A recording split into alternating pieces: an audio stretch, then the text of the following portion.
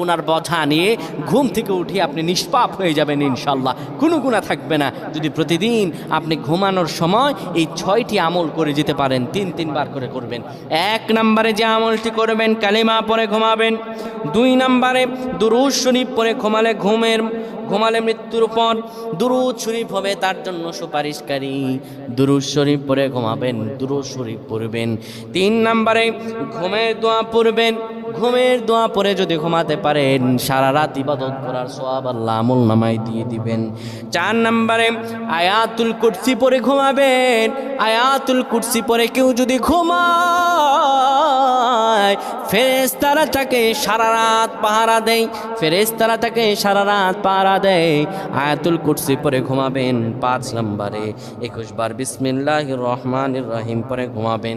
তাহলে প্রতিটি শ্বাস নিঃশ্বাসের জন্য নেকি লেখা হবে।